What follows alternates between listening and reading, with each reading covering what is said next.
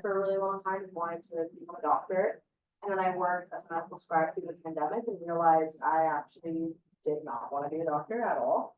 So I had to pivot. I wanted something that would still be very mentally invigorating, while also kind of serving my community in some way. And I kind of landed on law school, took a couple of legal classes at the college where I was at, and applied and got in, and there I am. Hi everyone, I'm Olivia. I'm also a 2L. I didn't know I wanted to go to law school going into college, but some of my political science classes and environmental classes inspired me to pursue a career in law. Specifically because I wanted to do something with environmental law, and there aren't too many paths coming out of undergrad to do that, so I saw law school as an opportunity to get into that field. So the next question, I think just repeat questions. Yeah. The next question is, what advice would you give to someone considering law school? I go first. I need a second to think about that. I got a lot of people telling me don't go to law school when I was looking at going to law school. I don't think I'd give anyone that advice. I think if you want to go to law school, you should, and you should, kind of ignore everyone saying don't do it. But I will say, don't do it if it's like a backup. I think that's when it's a not great outcome, is when people don't know what to do, so they go to law school, because law school is very rigorous, and I think that some days, you have to remember why you came and have a passion for coming to stay in it. Yeah, I think I would just advise anybody thinking about law school to just consider how much work it's gonna be, and be ready to take that on, especially if you're planning on going straight through. I took a couple years off in between, and I think that really saved me. I think going straight through can be quite rigorous. So I think just be aware of that, but also don't let anybody tell you that you shouldn't go. If you want to go, if it's a great opportunity, then it really opens a lot of doors for you being law school. How did you prepare for the LSAT? Great question. That was a while ago, I think. Do you remember what you did? Yeah, okay, so kind of back on your point, so you took some time off, Yeah. so you were working while studying for the LSAT. Yes. I was in school during my undergrad at CSU during the LSAT, so ours might look a little different, because I built in my schedule for the LSAT, that summer, the summer before I was in my 4th year to take it in October. I don't remember when all it's offered, but so I built it into my schedule to have some time for it. And I think that really helps, but I also know that's not always available. And I think we can study for the LSAT around other things, because I could study for it with a full course load and it was okay. But I think maybe my best helps for the LSAT was taking the practice exam. Yeah, definitely. I was working full time while I was studying for the LSAT. So 40 hours a week of working, and then, trying to sprinkle in time while I was at work on lunch breaks, also after work on the weekends. I think getting some sort of practice book series. I don't know if it was Kaplan or some testing company. They make LSAT books, and that just really helps you in terms of taking practice off, because it's unlike any exam you'll ever be up to that point. So I think just getting a lot of practice into an effort. I think I used Kaplan, but I also used the LSAT Dreamhead. I think it's on Amazon, and I think that was better. I think there's also, Depends on what's yeah, is it Khan Academy? I know they do medical stuff, but I think they also did some LSAT. There's free resources out there too, that I would recommend if everybody utilize. I think I've seen some in our library. You can check out prep books, both here at UCCS and in our local libraries. So I will say LSAT does offer free practice exams online, and they also sell practice exam books from previous LSATs that were offered, and those were super helpful. And LSAC is the group that administers the test. So you can find them on. If anyone has any questions, definitely feel free, if there's some burning question you have, feel free to raise your hand anytime. And also for everybody online, if you have any questions, feel free to jump in anytime. You can write it in the chat and I'll read it out for you. But if not, feel free to continue. Yeah.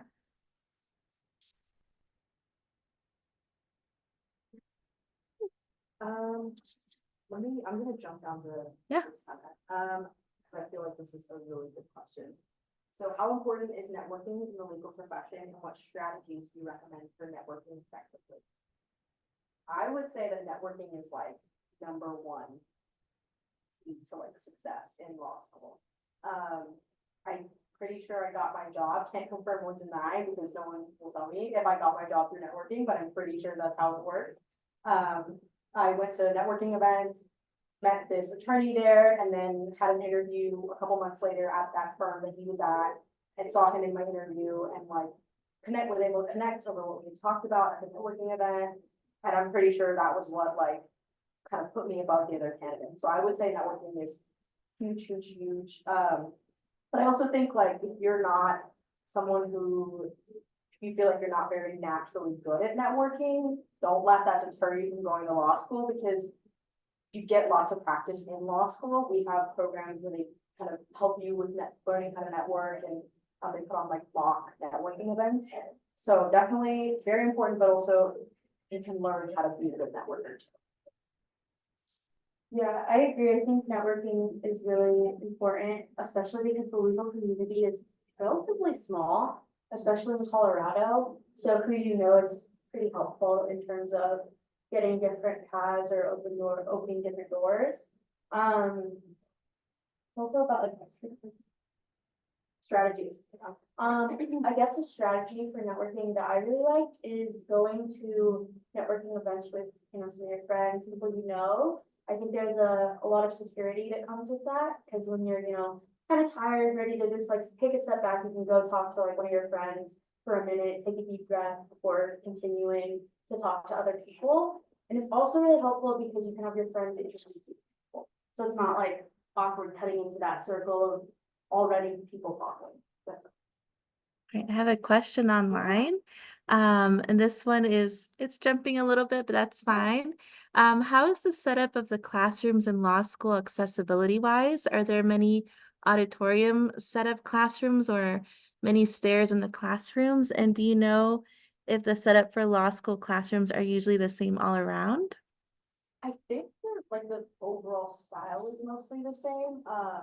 So it's kind of auditorium style, the kind of tiered rows with steps. I know that at our university, they do have desks for, accessibility purposes that are on the lower tier.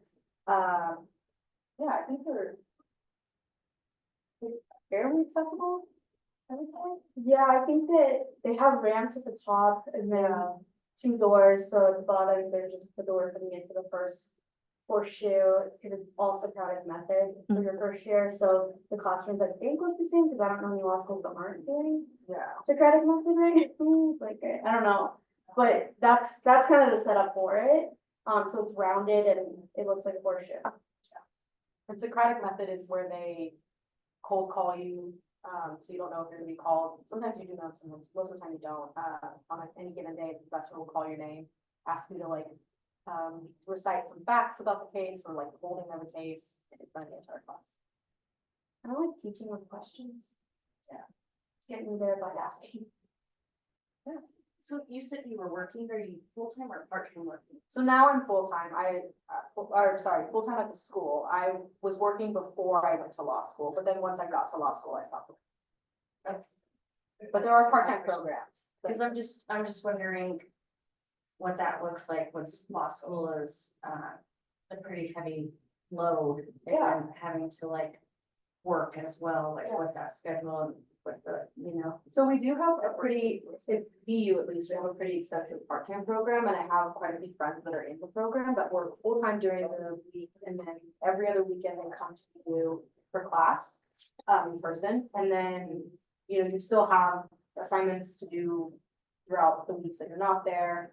But it seems, I mean, you're not doing as many classes each semester as the full-time people are, so you're still, it seems like the workload is kind of about the same, if you take into account like your job as well. Yeah. Any other questions? What position did you have with the law firm? So the law firm that I'm at right now, it's just a summer associate position.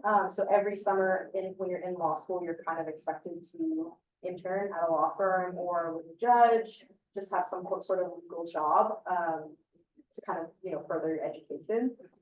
So last year I was first year summer associate. This year I'll be a second year summer associate. Fingers crossed, there will be a job waiting for me upon graduation.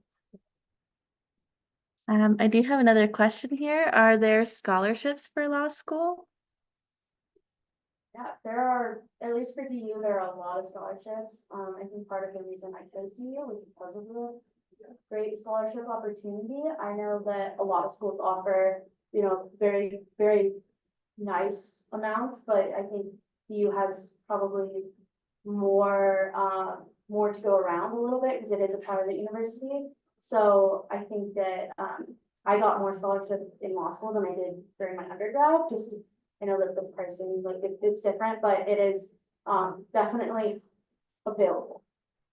I also got a scholarship, and I don't know anybody that didn't get some sort of scholarship at DU.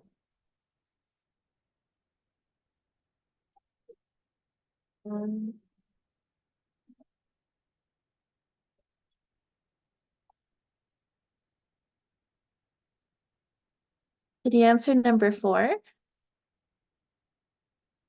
Oh, that's a good question. So the question is, can you describe your experience navigating the law school application process? Oh, that was 5, sorry. Back up. 4 is, what factors did you consider when choosing a law school?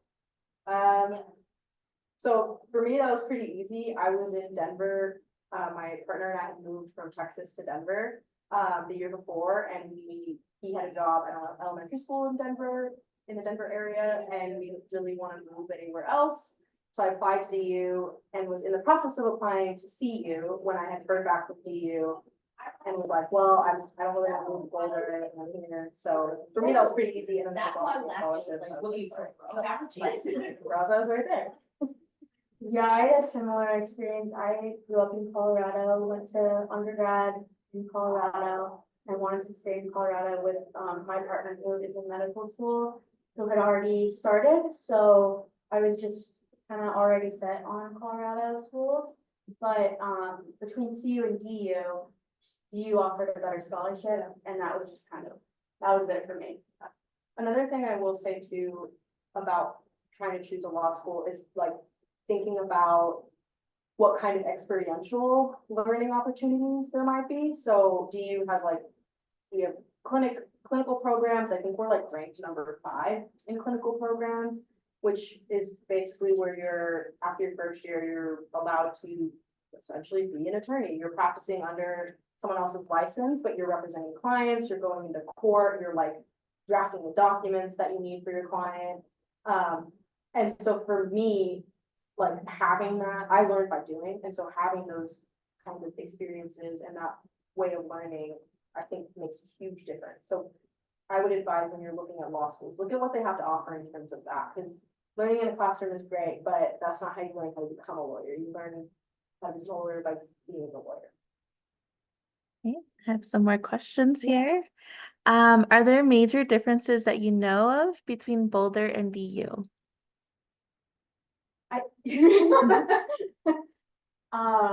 I'll just start with maybe kind of an easy Yeah. one. I think depending on what kind of law you want to do, I think that's a pretty quick way to differentiate which school to go to. I mean, they both have similar programs. Like, for example, DU has environmental law program, but so does CU. So I think that can be just an easy way to go one way or another. I also think location for some people is really important. DU's in, the heart of Denver, whereas Boulder a little bit farther. So getting into the city when, you're networking, when you're doing your summer things can be a little bit easier in Denver. But for some people, there's a lot of opportunities in Boulder too. So they have all their pros. Yeah, so I had, last summer when I was at the law firm, one of my coworkers was from CU, because they pull from both schools and even out of state schools. And I was telling him about the classes I was gonna take this semester, and I said, oh, I'm gonna take this child practice class where I get to like, practice being a trial attorney, and we actually like stand up in front of the class and do different parts of the trial, like closing opening statements. And he was like, you guys get to do that kind of stuff? Like, we don't get to do that, like, we don't have those kinds of classes. So I think there is a little bit of a difference in terms of like experiential learning. I think CU is more focused on like, what do they call the classes the first year? Doctrinal, which is just like learning the law. Literally forget everything. So they're more focused on that, I think, whereas CU is a little more focused on like, doing things. Yeah, something to think about. Any questions here? No? Okay. How much later would you graduate if you decided to do part-time rather than full-time? Also, do you go to law school while also interning? So I think 4 years, part-time is just 1 more year, so regular law school is 3, or not regular, full-time law school is 3 years, and then, part-time is 4 years. And then in terms of interning, you can intern during the semester, so I'm actually interning at the Colorado Court of Appeals right now, with the judge, and I'm only doing, or I did, I finished last week. Only 2 days a week where I was in the office, in the court, and then the rest of the time I was in class. And I think most people do an internship or externship during the summer. You have usually by the end of May to the beginning of August to do something during that time, and it's a little bit easier because a lot of people don't take classes during that. But some people, and there are classes offered in the evening. For like the summer internships, do you have to like apply for those internships like a semester beforehand, or like what does that look like? Typically, it's like March, like February, March, people start applying. I think it depends too. Your 1L year, Yeah. it happens a little differently than like 2Ls and 3Ls. So applications are kind of just all the time, but they're not always for like Yeah. the same thing.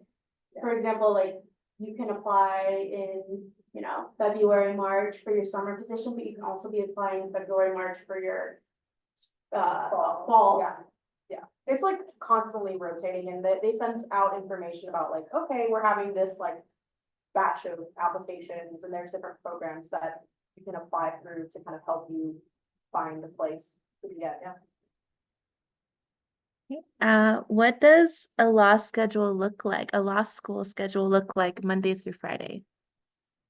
I think it really varies. So like first year, you're just doing classes. They don't really want you doing anything else. They just want you to, get the hang of taking classes. So you're in, at DU, we were in 4 classes, and pretty much Monday through at least Thursday. Sometimes you have Friday classes, you're in the classroom. But 2L year is very different. You get to pick your schedule. You get to decide if you want to do an internship, if you want to do a clinic. Some people also would like to switch to part-time during 2L because they decided, I want to work full-time while I'm also going to school. So it just varies so much. But for the most part, I would expect to be doing something for at least 40 hours a week. It's a full-time job, I'll say.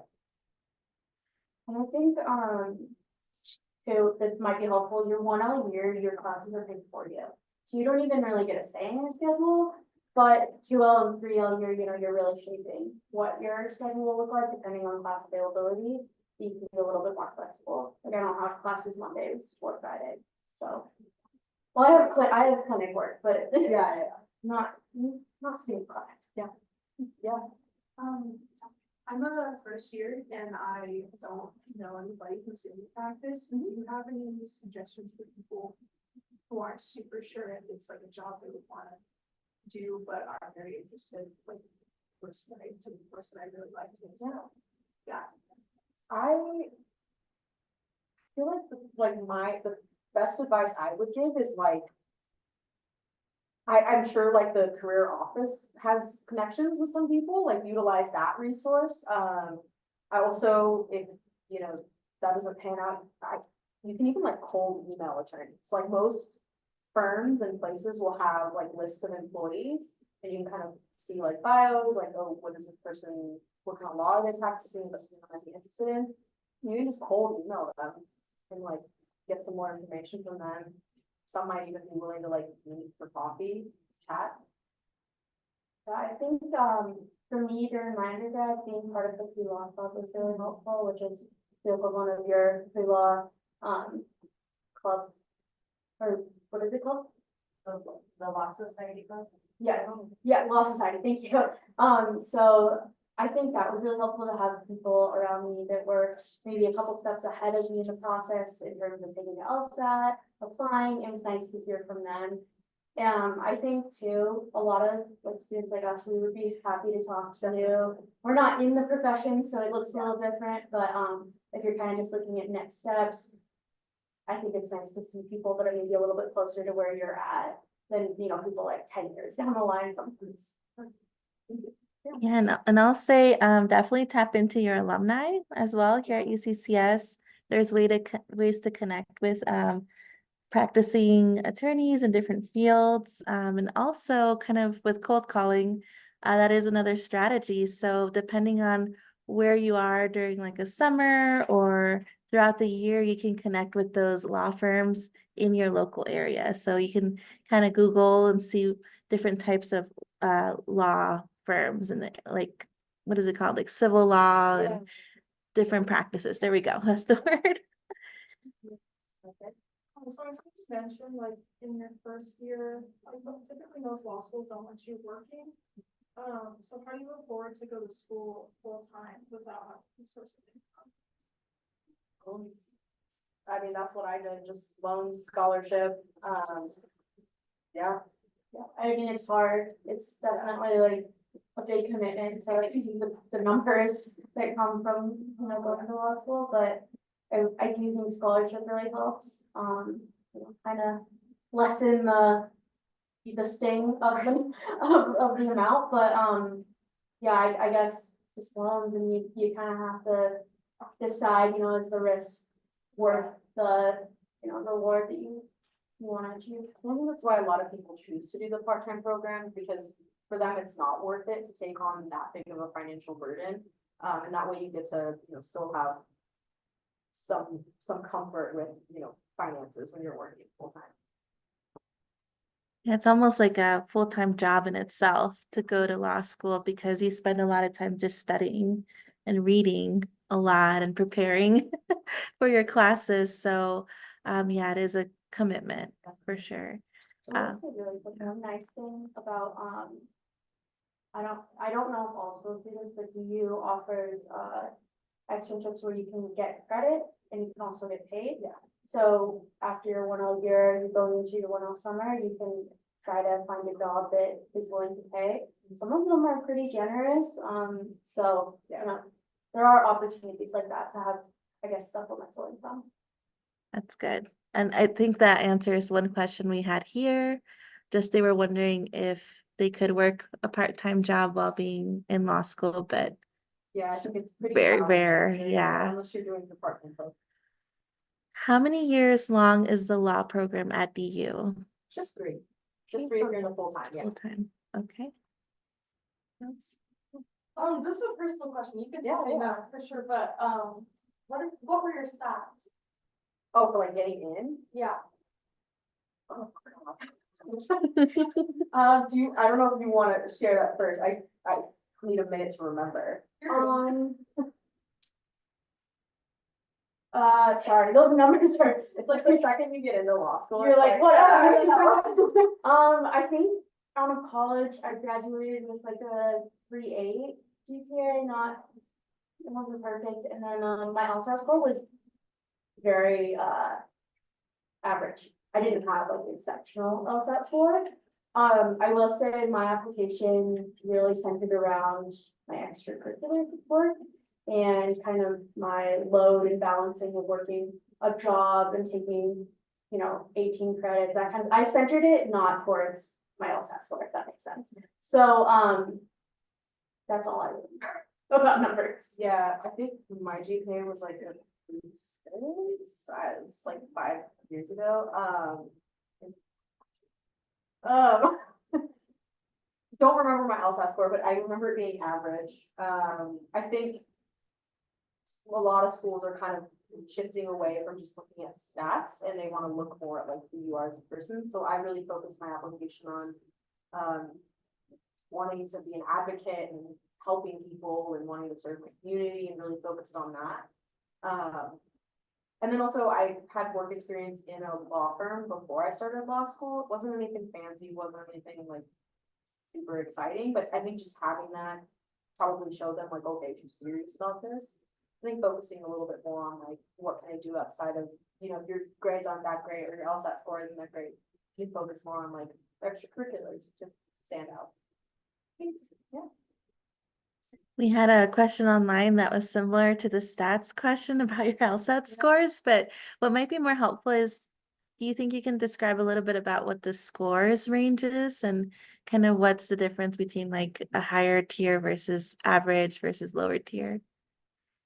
Yeah. I think Kind I of. kind of remember, so a 180 is gonna be a perfect score, and that would be like Harvard, Yale, top tier. Probably you're not really looking at Harvard and Yale if you have below like a 170. I think it's a push after that. I don't, I don't know, but I know that those are, typically the schools that if you're looking for a perfect score, you're usually trying to get into a pretty competitive law school. I think below 170 to like 160.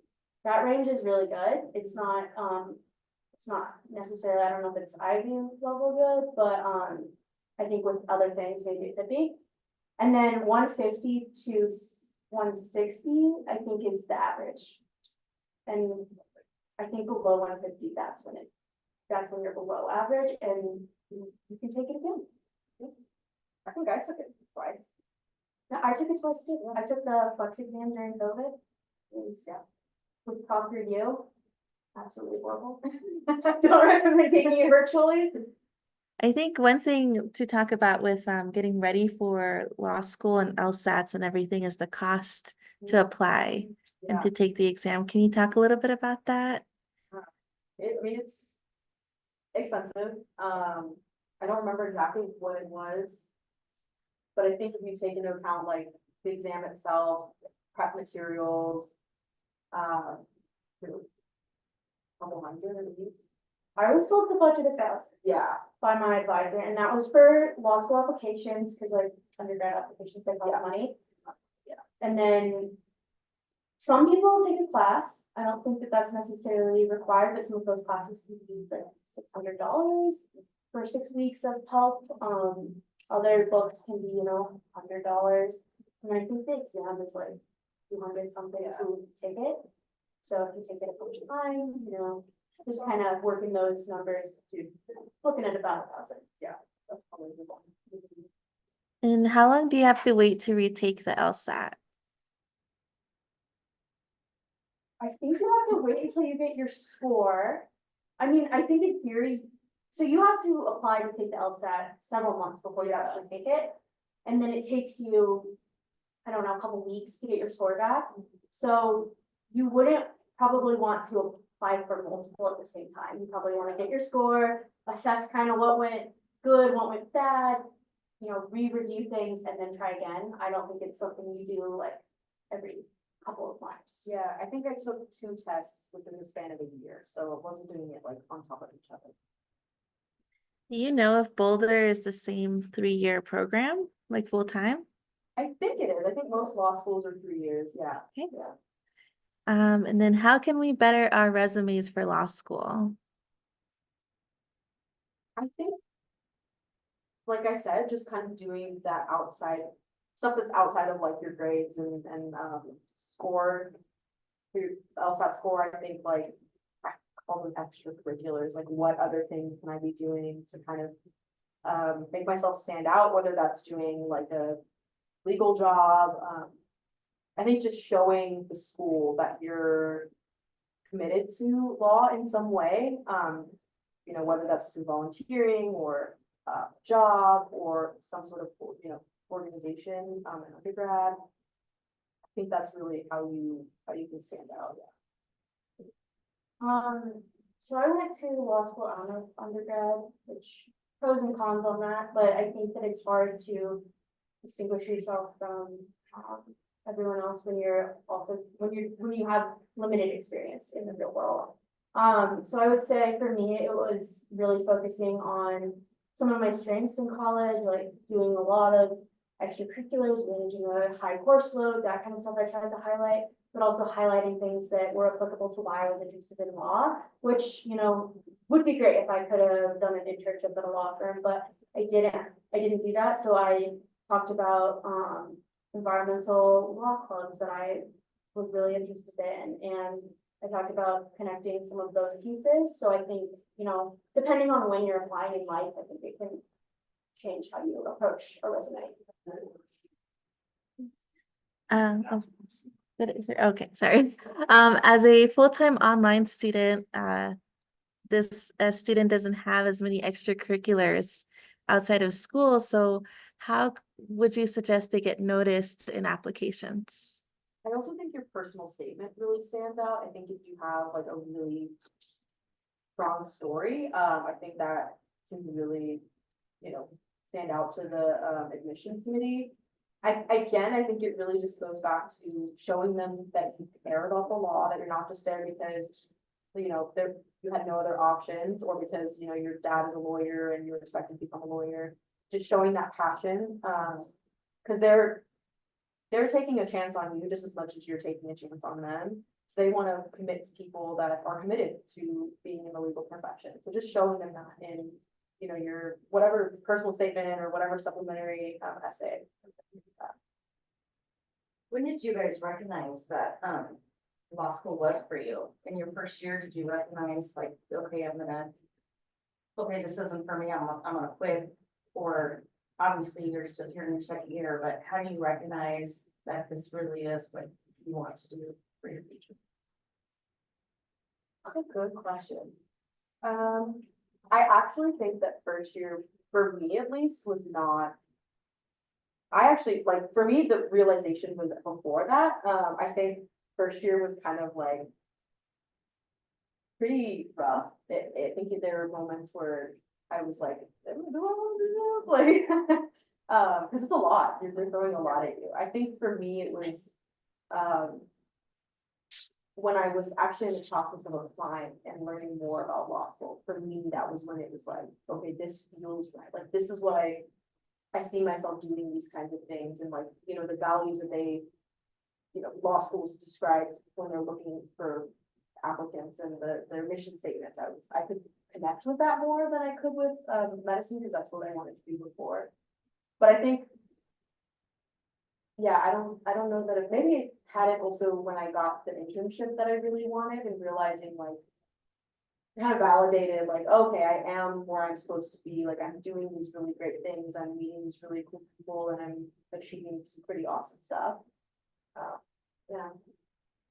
Yeah, so I definitely did not go into my undergrad wanting to go to law school. I had some really great professors that had a JD that I got to talk to, and that, you know, kind of started shifting my perspective on law school and, you know, maybe it being an option for me.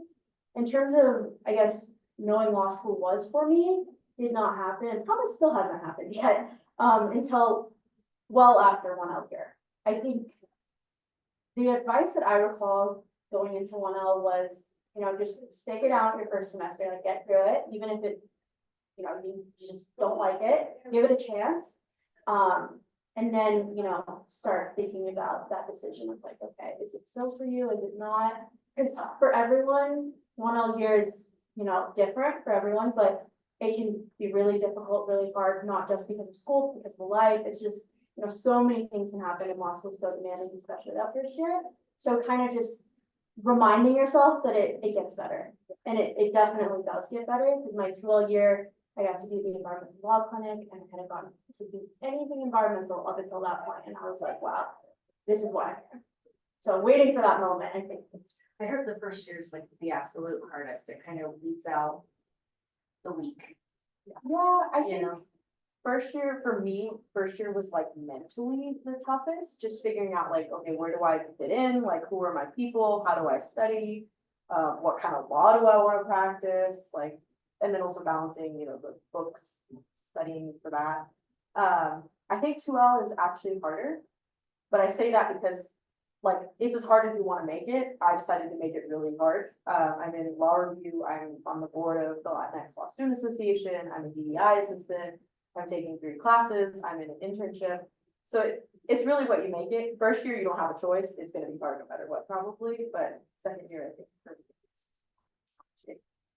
I think too, if lots of your first year being cutthroat, I don't think for us, at least at DU, it's not from your peers making it cutthroat, which I know is a big, you know, question mark for a lot of people going into law school.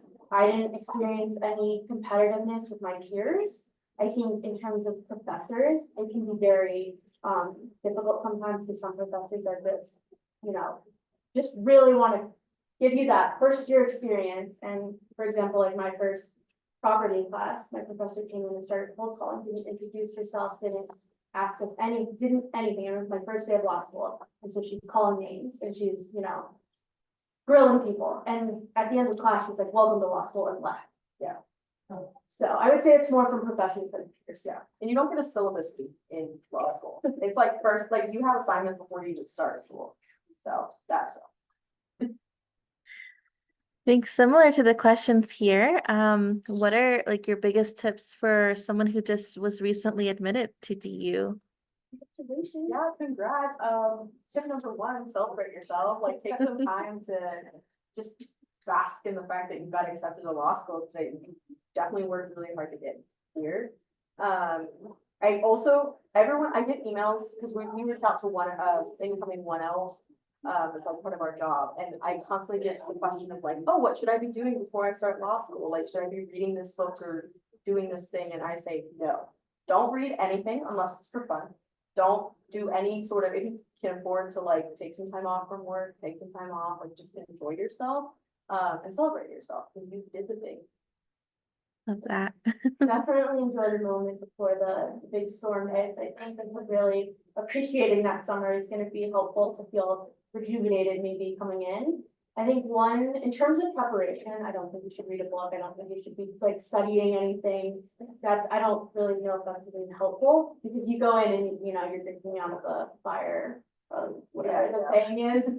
But I think one preparation you can do that's really helpful is preparing your family and friends, people that are close to you. The expectations and demands of law school are just very different than probably anything that you've experienced in those relationships up to that point. You know, anything, just explaining that to them and having them prepared for all of those demands that you'll have is really helpful going in, because, you know, dinner on Friday night, every night you might have done it in the past, might not always be possible in law school. You know, you might have to take that time back, unfortunately, but having that communication, I think is really helpful going in. I saw a really important question here about this student said, I have a job in a law firm. Would you recommend getting a recommendation from an employer?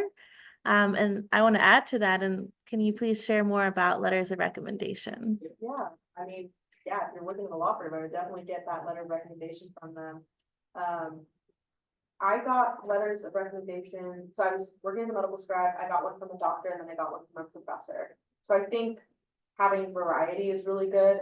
Showing if you're working, or if you're like, you know, even if you're in undergrad working, or you're, you know, part of some sort of organization, like you're volunteering or something, getting some sort of like experiential recommendation letter, and then also doing like an academic recommendation letter is really good, because it shows, look, I'm good in a classroom, I'm also good in like the work environment. So I would definitely get some variety in there. Yeah.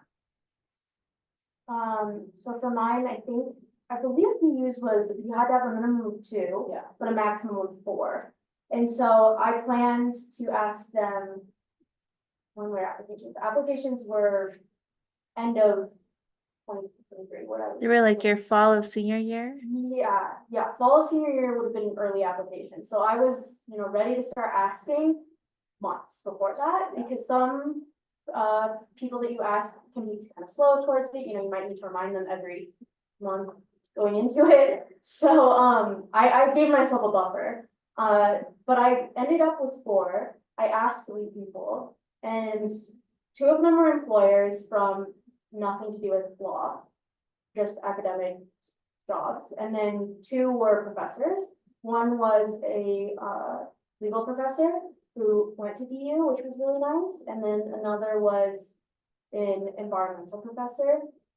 But I guess my strategy for picking those people were mainly people that could talk towards me as a person and not just me as a student. So, you know, if you really vibe with a professor, you know, keeping that connection can be really beneficial. I still talk to the professor that wrote me a recommendation way back when he, and it's really nice to keep those connections, and it's not always easy to find. So I definitely think that having those people it's rare, but it's definitely worth trying to maintain.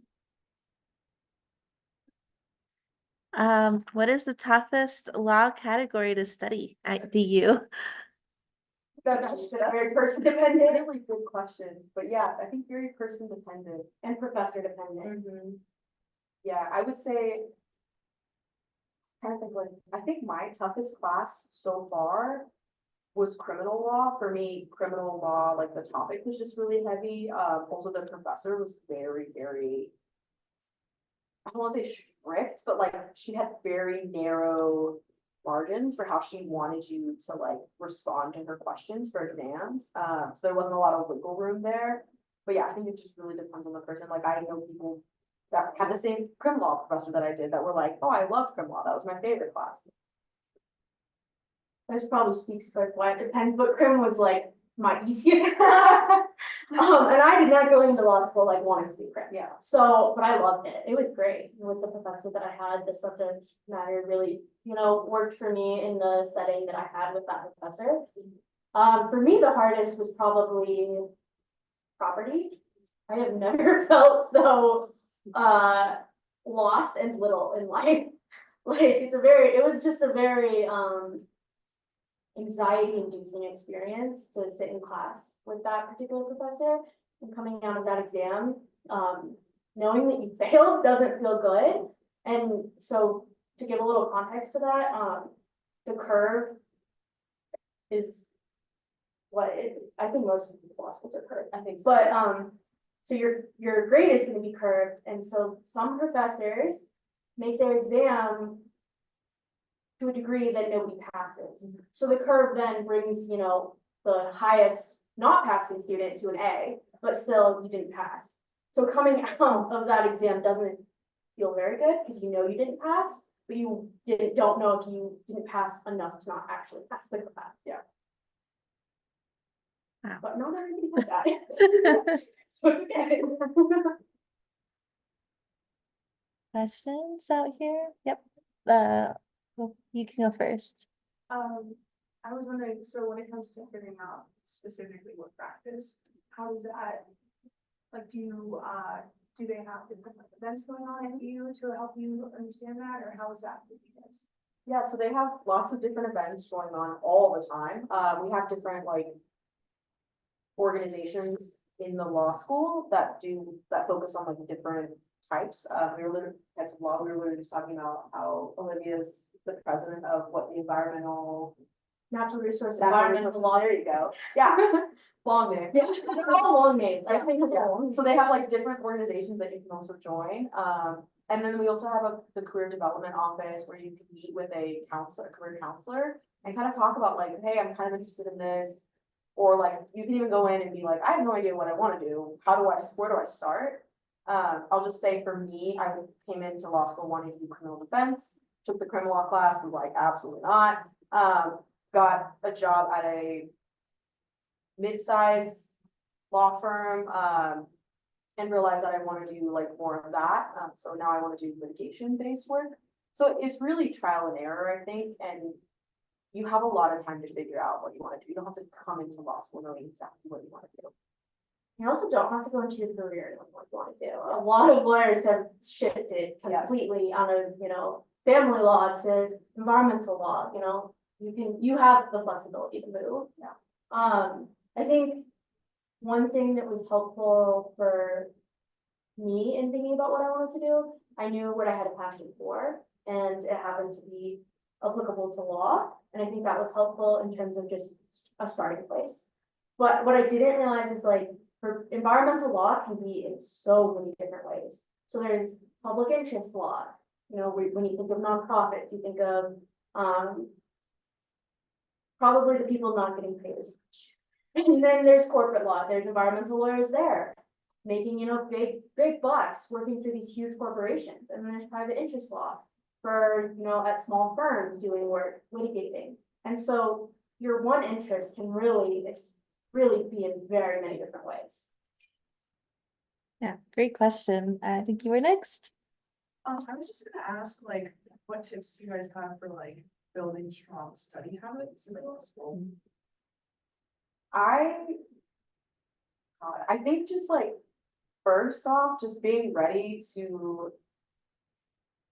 Like, if you were an undergrad and you're like a really, really strong studier, because that's how I was, and reading pre-med, you have to have like a very strict study routine and like be really good at it. And so I thought, I went to law school thinking like, I know how to do this, like, everybody's telling me I don't, I do, like, y'all don't know what you're talking about.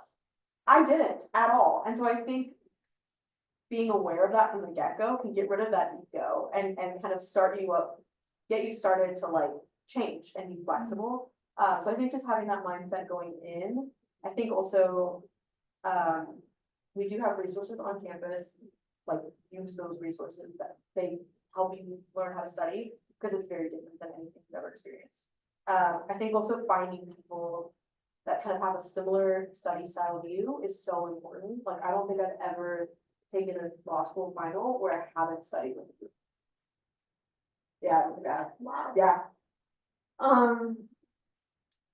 Yeah, I think going in, just being ready to change your study habits on however you did them before, maybe they were good, maybe they were bad, they're probably gonna get changed a little bit, so I think just being ready for not being set, like I'm gonna do this one way, you know, giving yourself a chance to try different ways of taking notes and reviewing material or reading. I think that was really helpful because it's very person dependent. And from my one friend group, we all did it differently and all in the same class. So it just, you know, it depends on kind of what works best for you. Which probably is not helpful at all. I like that. Come in with no expectations or, you know, of what to do. Kind of just to add, and then I'll go to you, is do all professors do curve grading? I think they're all required to, like the Okay. school policy, it does depend on the size of the class, so if there's like less than 9, I think. 9, 10, something like that, then you won't get a curve, but most, all of them have to, yeah. And in most cases, it helps. Yes, It does. It works for you, not against you. Most of the time. Back here? I was wondering if you had any knowledge about, or if even the University of Denver does, American Indian law programs. I don't think we do, We have classes, yeah, and I think there's an affinity group. there is, yeah, but I don't, like, we have the, Native American, it's NALSA, Native American Law Student Association. But I don't think we do that specific program. I would say it's probably under the environmental law, land management kind of unit. And I do think you can focus in on it, like I do know environmental lawyers who work primarily with native land. But I don't think it's like a one category outside of environmental law right now. I'm not 100% sure on that, so I would maybe reach out to someone on campus that can answer that better. Yeah, I know you can reach out to faculty, right? You can reach out to faculty, kind of look at their bios and see what their specialties are. And kind of, I have another student that had a question similar, whether DU has a child, let's see. Oh, whether I guess you can become a child abuse prosecutor through like the DU law program. So you can become anything you want to be. The great thing about law, I don't say that like. No, yeah. I say that because the way that law works and the way that law school works is it's not like medical school where you go in and then, you know, halfway through you have to specialize, and then when you graduate, you are in this specific program. When you go to law school, you get a law degree. generally, like just a general law degree. There's not really, I don't think there's this like specific law degree. Certificate. Yeah, so when you graduate, you are a lawyer and you can practice anything. And you have the ability, except for maybe patent law, which you have to have like special undergrad degrees for that and qualifications, but for the most part, you can do anything, you know.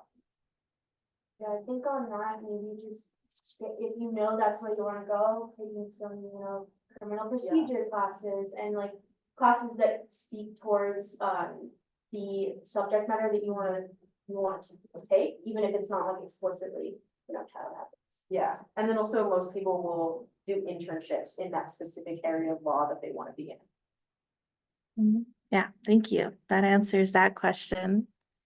Any other questions in here? Yeah. I'm curious about like how you've struggled, challenged academically and personally, especially in first year compared to second year. First year, I think, like we said, it's just very, very tough.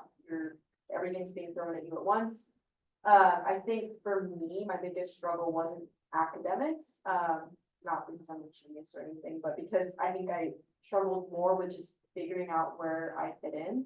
I think law school is kind of represented by one group of people, and it's kind of hard going in and you don't look like everybody else to find where you fit in. So that was what I struggled with most. This year, I think what I struggle with most is saying no, because I like to do everything and I want to be a part of everything, and yeah, just finding that balance and not taking on too much. It's tough. Yeah, I think for me, it's definitely balancing life and school, which, most people have done their entire lives, but it just felt so different with law school, and the demand became so much more that I, started dipping into things that rejuvenated me, things that, kept me going and didn't, helped me not burn out. And I think my first year, I really experienced burnout at the end of the first semester, especially at the end of the second. So, kind of learning how to protect at least some of the things that help me continue to be a student that can be present and not burnt out. There's a hard balance to figure out. Thank you for sharing that. I have two questions. The first one is, do you guys have a lot of clubs that are, I guess, normalized in undergrad, so like sports and stuff as well? It's not very sport oriented. I'm just curious about that. There's a sports law club and a sports law review. There is, yeah. You mean like in terms of like actually playing? Yeah. Yeah. Like club soccer. I think this year, like the one else this year created a hacky sack club. Yeah, I think that's about as athletic as it's get, just because there's not a lot of free time, but like we have a friend that does or club volleyball or some like volleyball thing outside of school, that's like a league. So there's definitely stuff, will have time to do it, and I actually recommend take time to do it, but I don't think there's anything, we can always start it too. I guess kind of with that question, sorry to interrupt you. I'm just curious to expand on that. Do you have access to DU like other clubs that you can just join and amenities like from undergrad, for example? Like, can grad students be a part of that? I don't know that we can be a part of the like clubs, like the undergrad clubs. I haven't asked them. I think we can do the intramural sports. Yeah. Mm. We also, so the cool thing about DU is it's majority graduate students. So there are a lot of like upper graduate level things to do.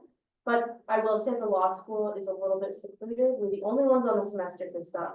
So you kind of have to go out and like seek that stuff and really, ask around. You have full membership to the workout recreation area. Yes. Yeah, the gym. I don't know the gym. I've never been there. But yeah, so I think people there you can meet and talk to and kind of get into those circles. And you still get the student discounts for like the hockey and stuff like that. And then my second question was, I know you're here on behalf of you, but are you content with your decision right now that you're towards the end of it, like are you happy with choosing specifically? If you're on.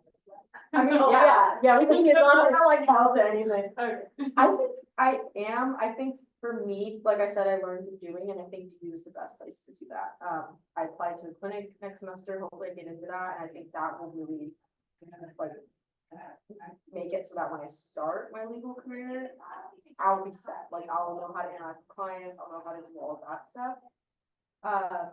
But also like I don't know any better, like I don't know what other law schools are like. I would say the only thing that I wish was different about DU is that I wish it was a little more diverse in terms of student population. I think for me at the time when I was picking law school, location was everything. So for me, I think yes, I am satisfied with it. I'm really happy with my environmental clinic that I'm a part of, and we get to work with some environmental nonprofits, which is really cool and a lot earlier than I ever expected to get to do that kind of work.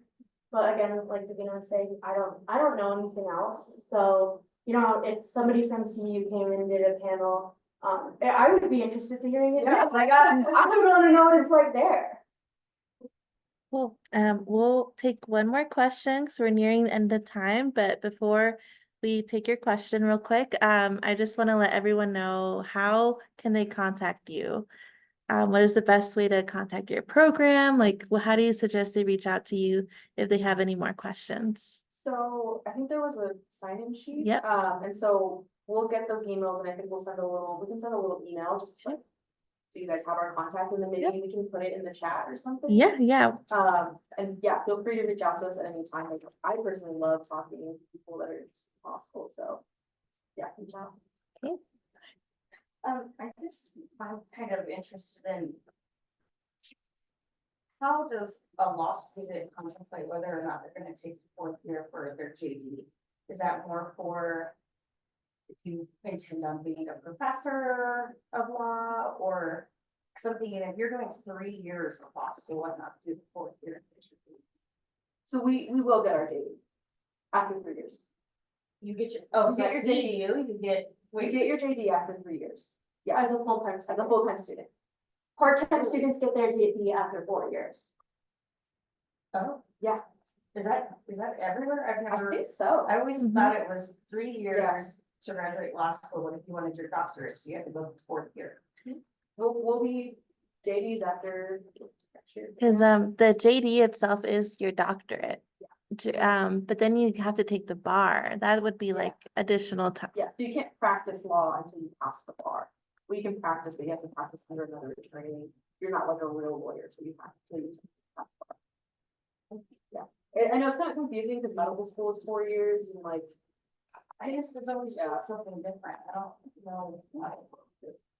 I always thought you had to do the fourth year to get your JD. Like any other. I hope not, because. It's more based on credits than years. Yeah, So for example, like 90 credits gets you a JD at DU. You can spread that out for 5 years if that's what you need to do. That's, you know, you have that time, you have that flexibility. I think what you have to graduate in like 7 years, something like that. But yeah, you have 90 credits, take however long you need to get those. Say, like, how specific is a state school, like, for example, you go to school in Colorado and you take the bar in New York? Like, are you at a disadvantage because you went to school in Colorado? So, Colorado is part of the Universal Bar Exam, which most states are part of, which means that if you pass the bar in Colorado, you can practice in Montana. The states that aren't, that are notable are California, Texas, and Florida. They have their own state bar exams, so practice in those states, you have to take their bar exam. yeah. So you wouldn't have to go to New York to take the New York bar to practice in New York. If you're going to school and taking the bar in Colorado. Yeah. Yeah. So you can take it here and then go. Okay, that's all the time we have for today. Thank you so much to our guests. Thank you for coming all the way to UCCS. And like I said, we're gonna send out more info. So if you want more info, feel free to email Olivia, myself. We'll send out more information to you all. Thanks so much for your time, and I'll stop recording. And if you all have more questions, you can hang out for a couple of minutes. Oh, no. Yeah. Thank you.